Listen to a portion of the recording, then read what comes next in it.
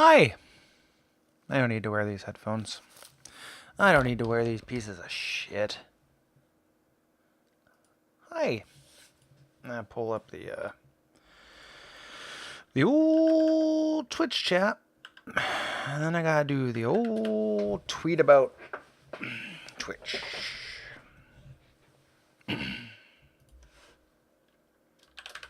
Hi!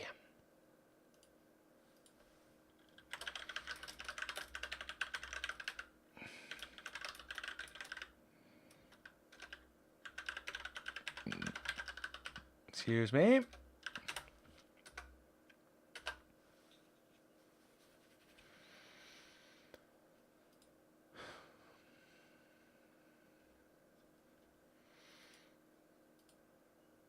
Hello, hello, hello, hello.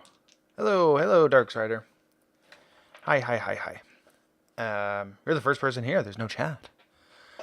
Yeah, we're going back to the Isle of Grimrock, which I'm excited about. I missed you, Grimrock Isle. Last week was fun.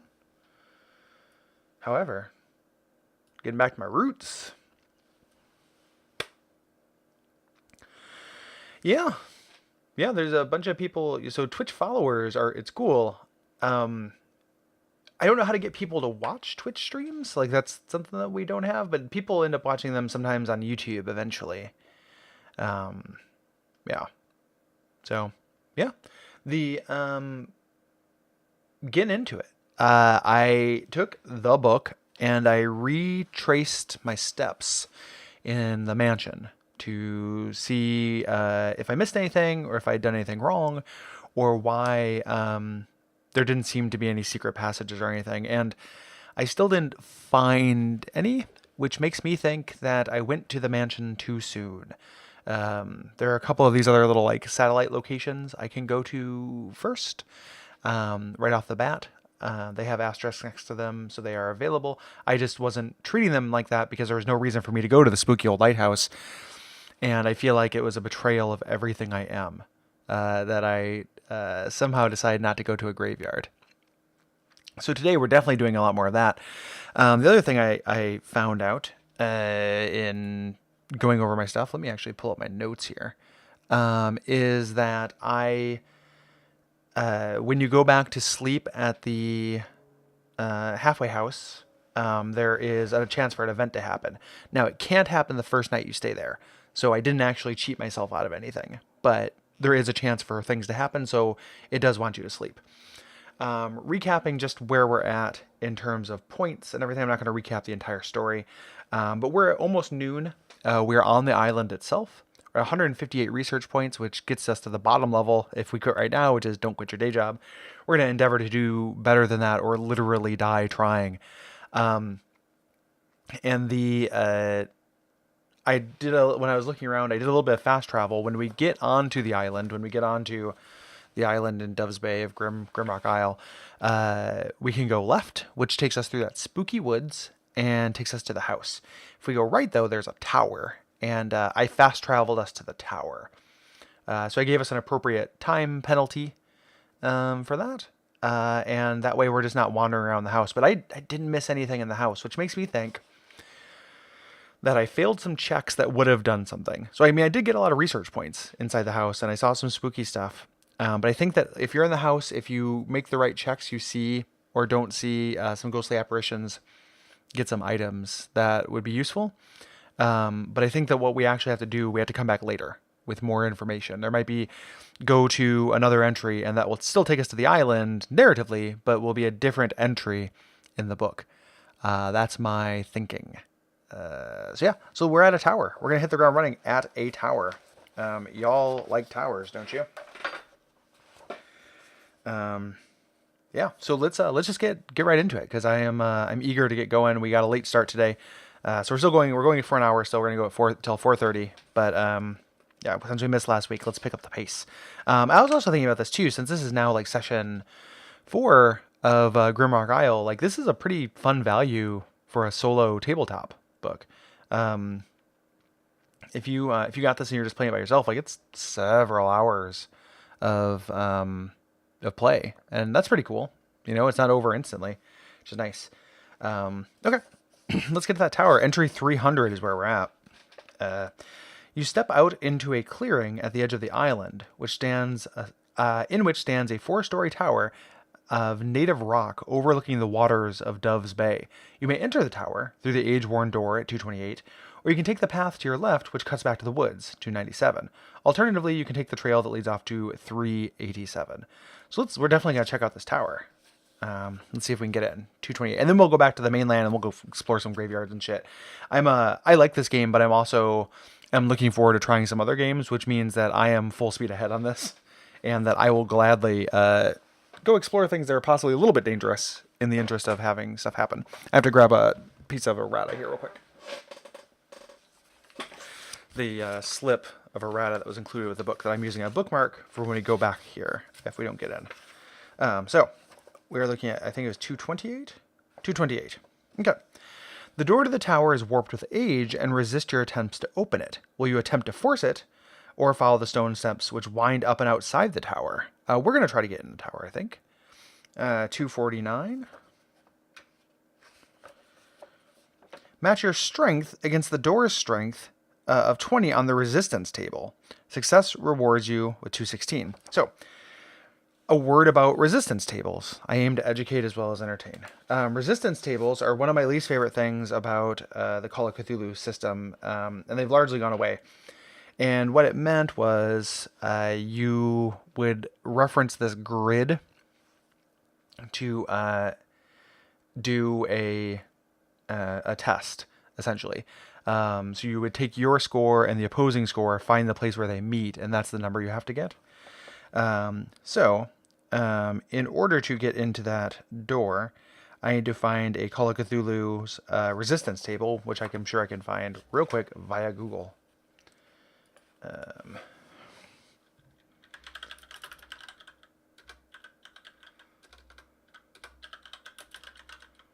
Resistance table. The resistance table on the Obsidian portal. Here we are. Let's open that in a new tab because it's pretty small. Okay, so the passive characteristics, so 20 versus my strength, which is 7 only. So this is going to be pretty tricky. Yeah, it's a lot like the elemental. And let me see if that's true. It looks like it. Yeah, I'm not strong enough to do this. I can't bust open the door. My strength is pretty bad in this game because it's out of a range of 20. So I can't open the door. That way, I might be able to get in there from the top, though, is my thinking. So going through...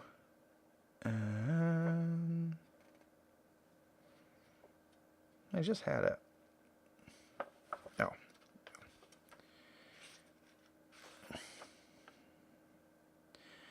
So we're going to go ahead and follow the things up.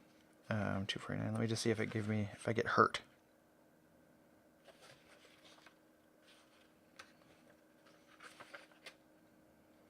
I do. I sustain 1 point of damage from a wrenched shoulder. So that was not super worth it. Keep in mind, we have lost quite a few hit points. We are going to be visiting a doctor when we get back to the island. They're going to fix our shoulder. Okay, so we're going to try steps at 224, continue on the path, or return and have a try at the door again.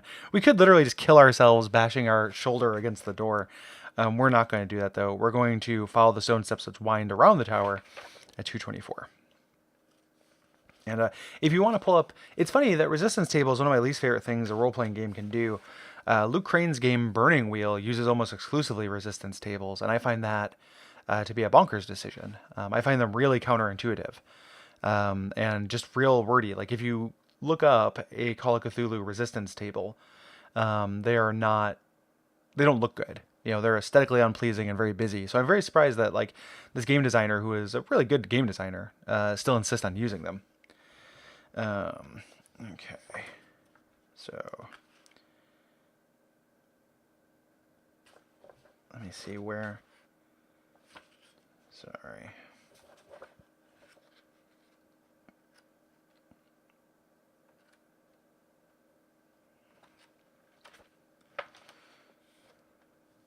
Okay, 224 is what we want.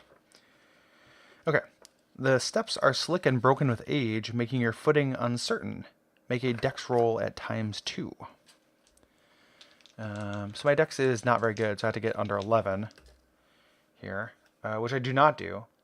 82, so I'm going to fall. This is rough. Failure, 295. This tower does not want me in it. You slip and fall, tumbling down to the foot of the stairs at the cost of 1d2 damage. Okay. Take just 1 damage there, but I am slowly... This island is killing me through pratfalls. And then I make a luck roll. Jesus Christ. And that I'm successful at. That I got 6. So success, 220. Please just go up the stairs. Please. Oh, hey, check this shit out. As you pick yourself up and you gasp in shock as you see the front door of the tower is standing open before you.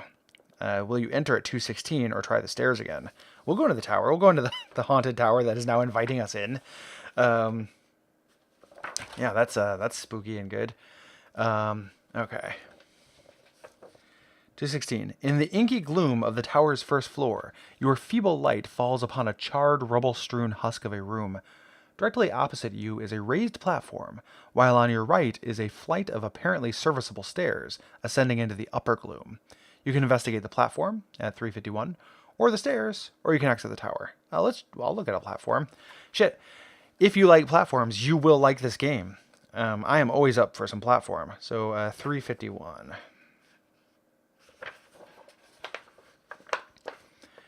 You must make your way across an area of heaped dirt and scattered debris to reach what you can now see as a small stage. It requires some effort to clamber up onto the stage, but in due course you succeed. Make a power roll ×3. Okay, and that's a success. Which I think means something creepy happens. 391. Oh yeah. Okay.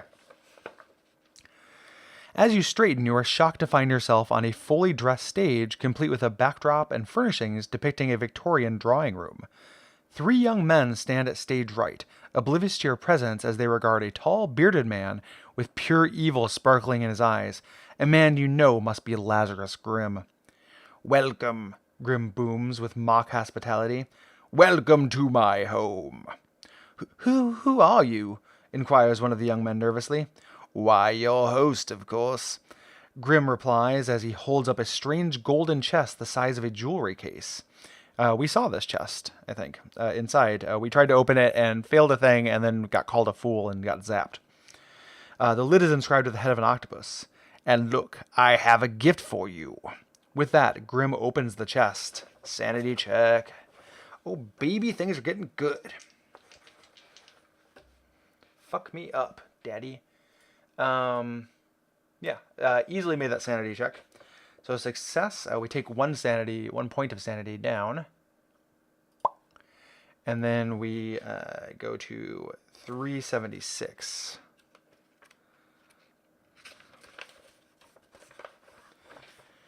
Tendrils of sickly green mist pour from the box, taking the form of octopoidal tentacles that grab the 3 young men and drag them screaming into the box in Lazarus Grim's hands. Oh, shit. A grin of unadulterated evil on his face, Grim turns and addresses you. "Next," he exclaims as once more he opens the golden chest. Match your POW against the box's POW of 20 on a resistance table. This could be the end of me. If I have the rattlesnake amulet, I can add 10 points, but I do not have that rattlesnake amulet. So my POW is better than my POW is 13. Let me see. 13 versus a 20. So I'm just looking at this. Really, really difficult to make this. I had to roll below a 15 to succeed in this box thing. I don't do it. I got a 32. Okay, so if I fail, turn to page 369 to see what this has in store with you. Well, this could be it, guys. I got some Choose Your Own Adventures over there that happened, so shit. No. So the next thing you know, you are standing in a clearing outside the tower, -1 POW, with no clear memory of how you lost it. So let me go ahead and remove my POW. I am slowly getting drained and destroyed here.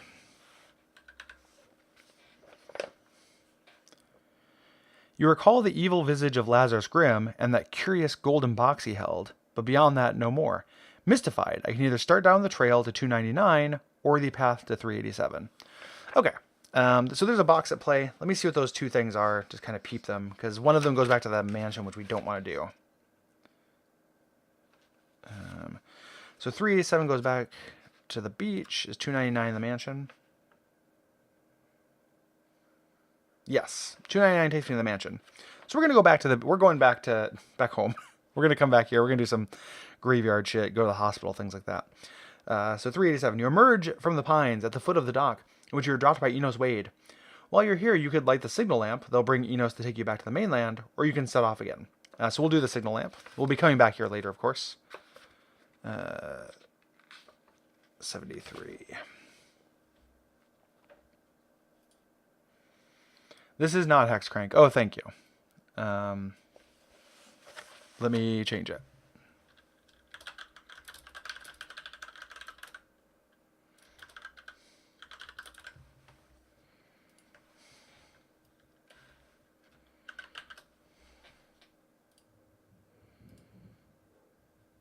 All right.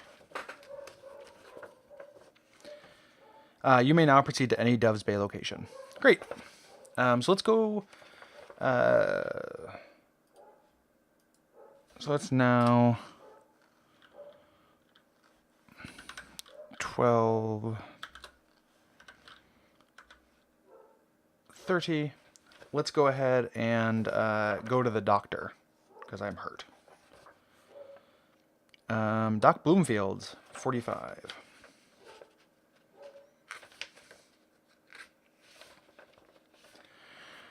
Here you may receive medical attention at any time of the day or night. The doc will restore 1 hit point on each wound you have sustained and see to it that you're safe from infection.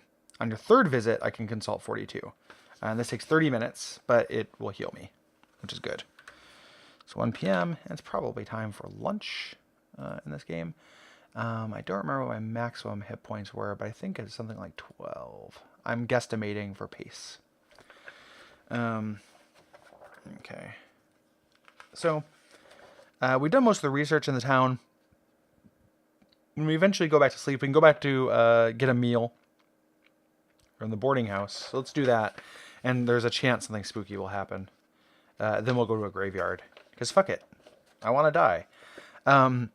Mrs. Gordon's boarding house was once a palatial manor house, but hard times forced the family to remodel and take in boarders. Now only motherly old Mrs. Gordon is left, and she is unflagging in her efforts to see to the comfort of her guest. A comfortable, homey room rents for $1 a day. A $10 deposit is required for weekly boarders. Each guest is given his or her own key, but I'll have proper behavior, if you don't mind, she informs you sternly. I tolerate no drunkenness or uncivil behavior, and I would hope that you would consider your fellow boarders if you should return late of the evening. Meals are served promptly at 8 a.m., noon, 6 p.m. Beyond these ground rules, you are free to come and go. Each time you return, roll 1d6. If you roll 1, consult the event table. So let's see if we get an event.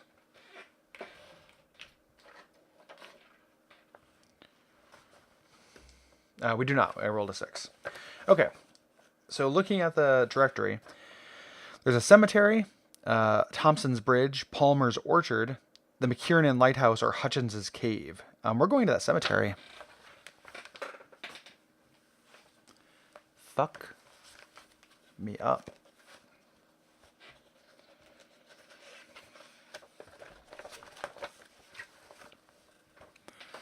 So here is the cemetery, Bleakmore.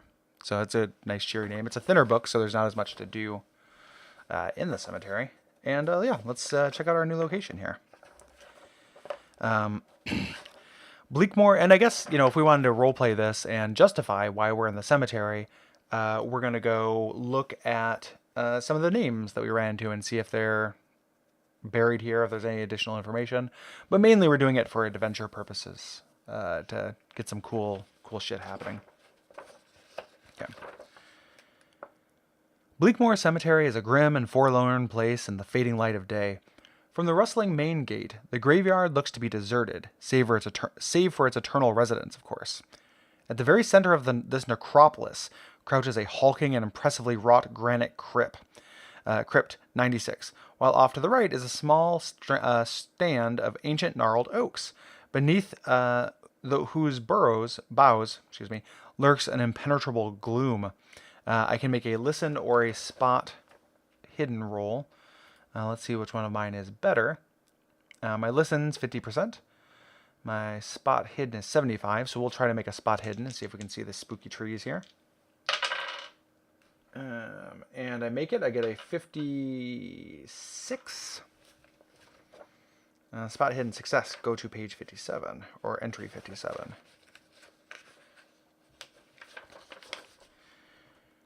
With your keen eye, you notice that many of the graves around you have been curiously disturbed.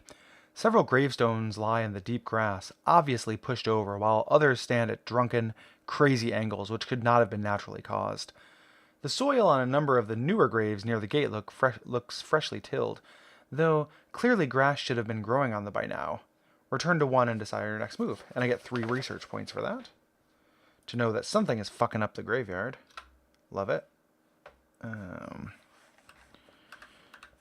So bring us up to 162 research points. And we can either go to Mega Mausoleum, or we can go to the Strand of Oaks. Let's go to the Oaks first. We're going to go to Mega Mausoleum, but the Oaks seems, investigate your outbuildings first, I guess. The grove is dark and silent, twisted roots snaking across the earth as though attempting to block your progress. I can make a spot hidden or a listen. We'll try another spot hidden. And success, 54. Go to 75. You progress cautiously through the tangle of intertwined roots, peering suspiciously into the shadows around you.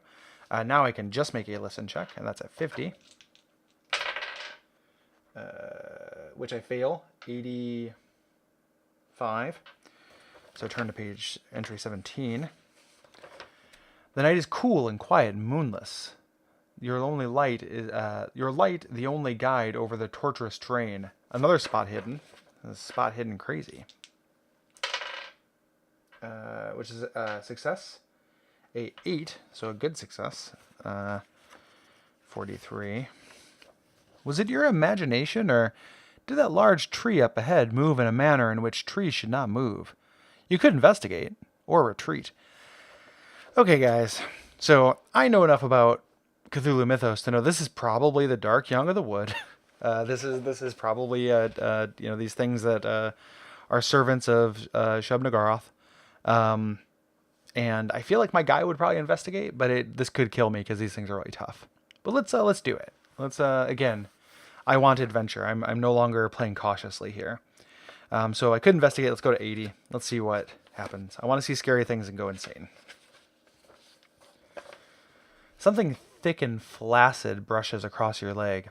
Looking down, you see what appears to be a tree root, but it is writhing and oozing a thick green pus. Your eyes follow the hideous root into the underbrush and are confronted by sanity check. Whoops. I want to get that dice so I don't step on it.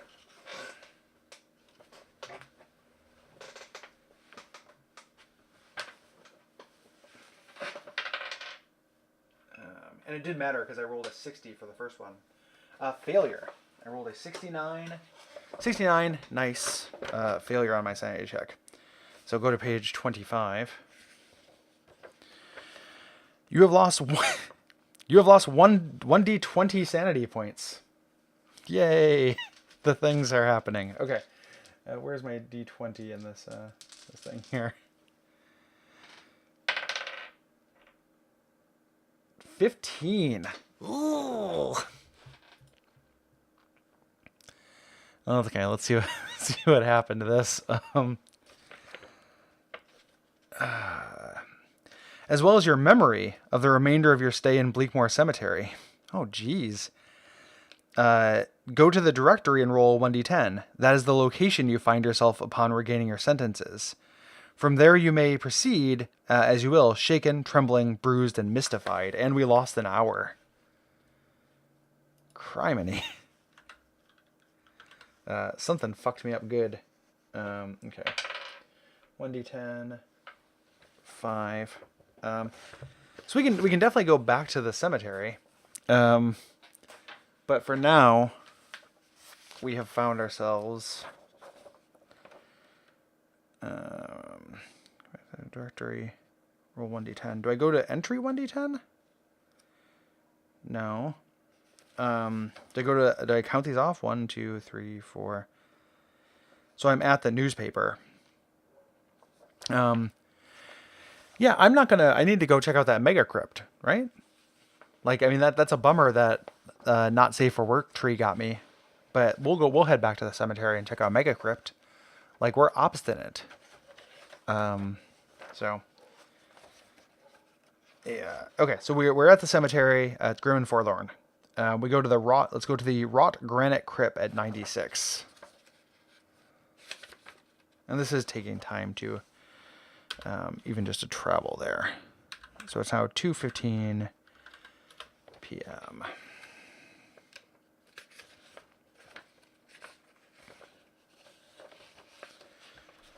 The crypt is even more elaborate than you had first suspected. Its intricately carved bronze door bearing the name Waddles. Ooh, so that's a load-bearing name in this session. Strangely, the door of the mausoleum is slightly ajar, opening inward soundlessly with even the slightest push. I can listen or spot hidden. I'm always going to do spot hidden just because I'm better at it, even though I think I get different information. I know I get different information, actually. So an 80, that's a failure on my spot hidden. I'm probably just going to get fucked up by another tree.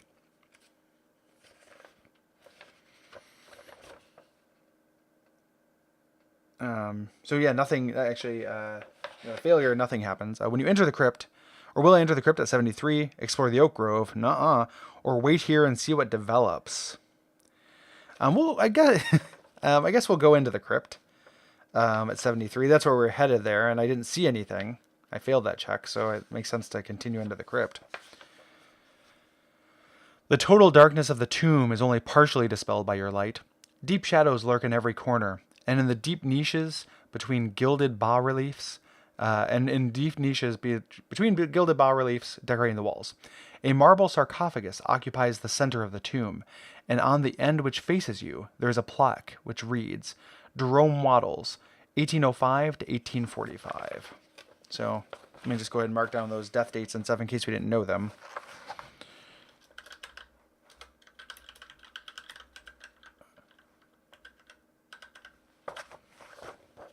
And a spot hidden. This whole cemetery was founded by Joseph Spot Hidden.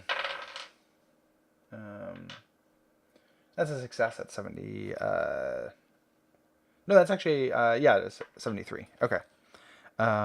Success. You progress. Success 27. Caught in the seam between the cover slab and the body of the sarcophagus is a tattered piece of rotting cloth. It is held in the seam so tightly that you cannot pull it free. You may investigate this further at 59 or do a luck roll. We'll investigate and see what does that mean, investigate in this situation. To move the slab, I have to match my strength against the slab strength of 20, which I can't do. I literally can't make that. I can make that roll every 15 minutes.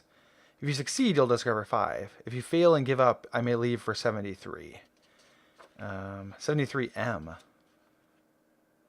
Okay, 73 is the just seeing the thing. So we'll go back, we look at the crypt.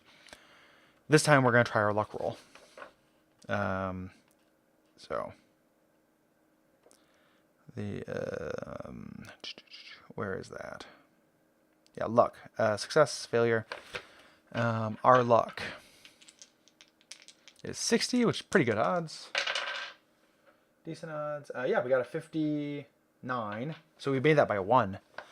Success, go to 49. Hopefully we get that That's Serpent Amulet. Oh shit. So, like, some sixth sense alerts you to a danger from behind. You whirl around in time to see a club swinging a vicious arc towards your head. Make a dodge roll. Okay, well, this wasn't actually lucky at all. Let's see how good we can dodge this. What is our dodge skill? Our dodge is 50%, so we got a 50-50 chance of not getting beamed by this. The danger is really ramped up this session here. I dodged. I got a 48. Dodge. So nothing happens on a dodge.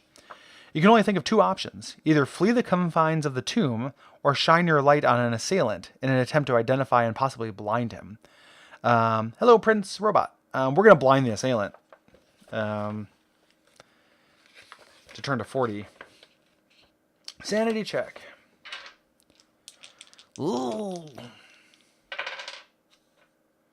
That's a success, though, because I got a 3. So nothing happens.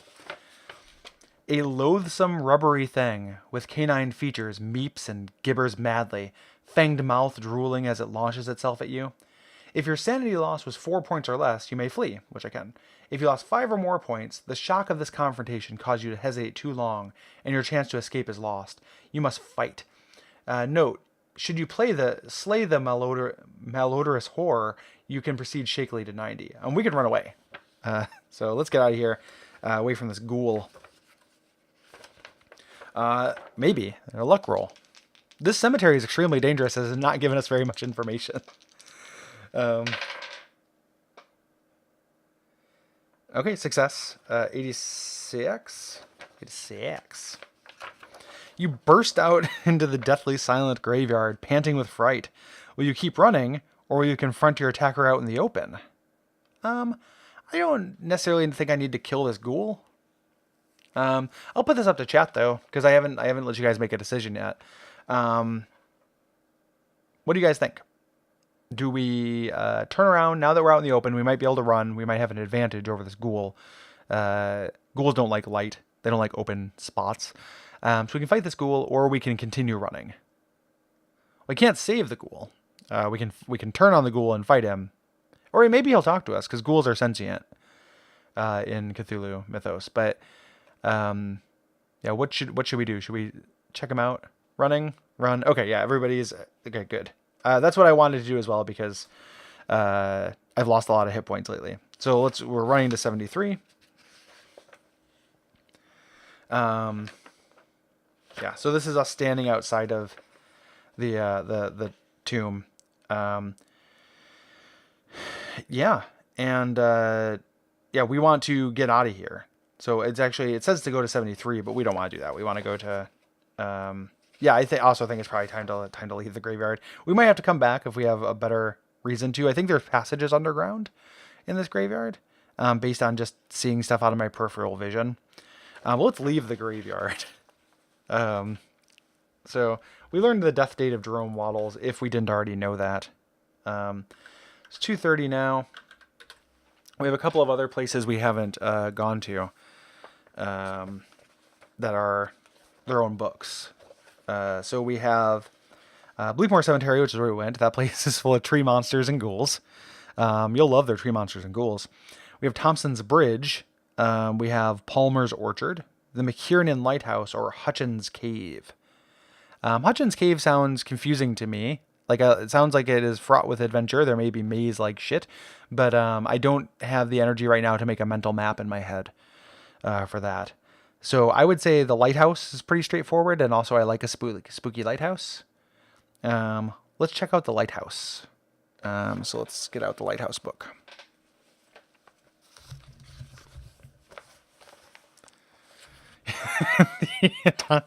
the Thompson's Ghouls Bridge. Yeah, and this one's nice and thin as well. And look at this as a very atmospheric looking illustration here. So McKiernan's lighthouse looks pretty cool. Let's see if it is cool. Oh, there's a map.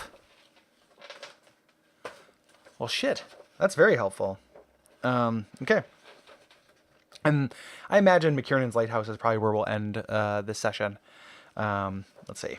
Okay. McKiernan's Lighthouse was once a vitally important warning beacon for the wind-driven ships which once plied these waters.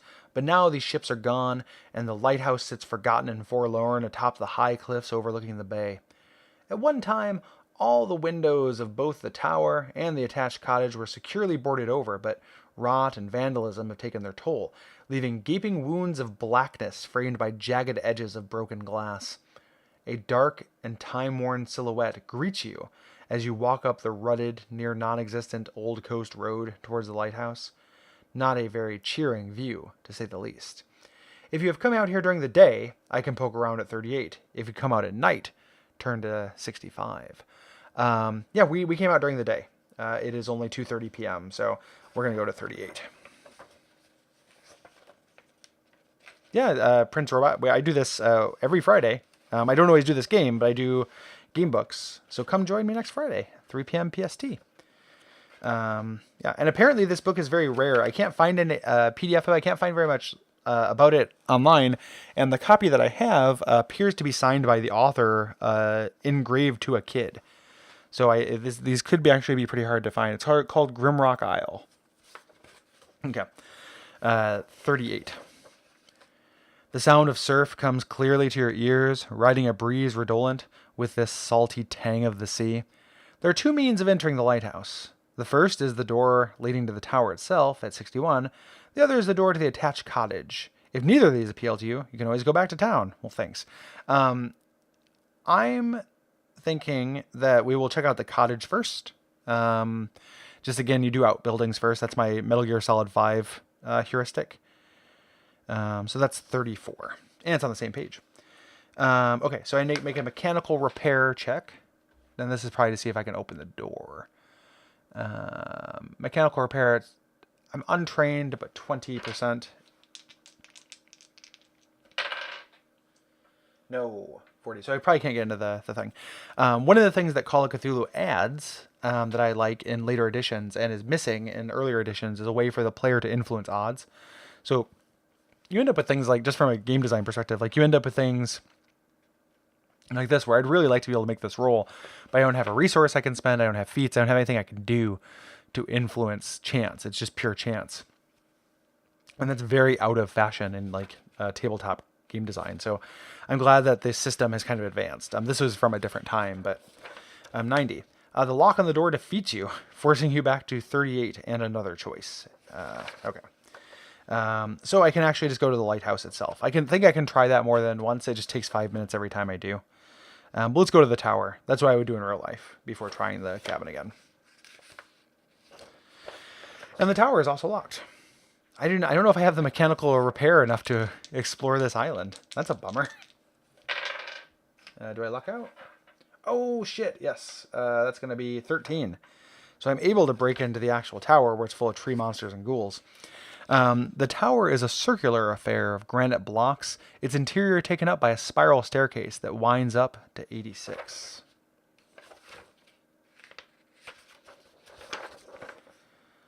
The wrought iron staircase creaks and sways ominously, but you're able to ascend to the lamp room without incident. The lamp room is a denuded chamber littered with shards of broken glass. The sun pours brightly through the breaks in the boarded-up windows, dispelling some of the gloom up here. Will you examine the view, or carry on your explorations? My character would look at the view. I think that, so the way that they make it so you can't explore, but make it still okay, is that I don't think you need to explore any of this stuff. Like, this game is based on, it's like a system of aggregate. Like, you get research points mostly for exploration, and that just determines how well you do. It's not your completion. So it's not a binary thing. The fail state isn't, there are lots of fail states that are sprinkled through where you die, but if you actually get to the end, the fail state, it's more about how well you succeed. So that's how they justify it. I still think that it is better to allow the player to have some influence there, but it's not like a pure hard stop. Like, you failed this roll, therefore you can't keep playing. It doesn't do that. Okay. Where was the... Well, shit.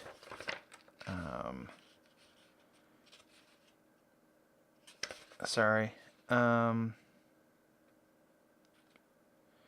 the view is at 57. This is a splendid view, the stuff of picture postcards. The sea before you, the wilderness on either side, and off in the distance, Dove's Bay, a quaint-looking village by the sea, and make a spot hidden. Which I make with a 51. Success 30. So this might actually open up some stuff too, because I can see things from this vantage point. It's like Assassin's Creed. A flash of movement and color catches your eyes from below. Uh-oh. Oh geez. Was it your imagination, or did you see a fleeting figure in a red fisherman's cap? Remember, so we got mugged by, or a guy followed us in a red fisherman's cap before. In a red fisherman's cap moving about in the underbrush. You can investigate at 83 or continue your explorations. We'll definitely investigate, because this guy, we've seen him before, and I want to see what's going on with him. Somebody's following us, essentially, it seems like. Emerging from the lighthouse, you make your way with caution to the spot where you detected the movement. After a few moments of poking about, you discover something. Make a track check. So what is our... So our track is not good. We didn't put any points into it. We didn't think we were a professor. We're not a tracker. So if I'm very lucky, which I am, that's a 3. Shit, dog. And we get 3 research points for that. Bringing us up to 165 research points. Okay. So that's 80. We're coming for you, Red Hat. Gordon's fisherman. You find the clear prints of heavy boots. Whoever wore them stood here for some time, obviously watching the lighthouse before moving off along a game trail which follows the coast away from Dove's Bay. Will I follow the tracks, or return to 38 and continue your examination of the lighthouse? I want to do both. But I think that we'll go ahead and we'll follow him, and then we'll come back to the lighthouse if we don't die. So let's follow the tracks and go to 5. This seems like a more exciting climax too for the session today.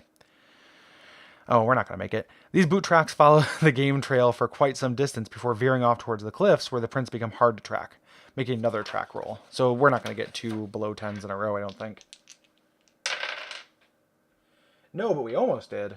This is a 17. So that's actually very close. So failure takes us to 49, but we're probably just going to go back to the lighthouse. Drat the luck, you seem to have lost the trail. There doesn't seem to be any way to pick it up again, but make a luck roll.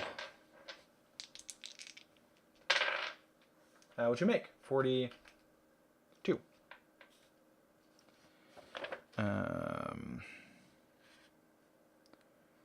So success, go to 18. Just as you're about to give up, you spot a rough trail which seems to wind down the face of the cliff to reach 100 feet below. Make a listen check. That's 50%. Which we fail. 87. Failure, turn to 45. Without warning, a rough hand slams into your back and propels you out over the edge of the cliff. Okay, make a half luck roll.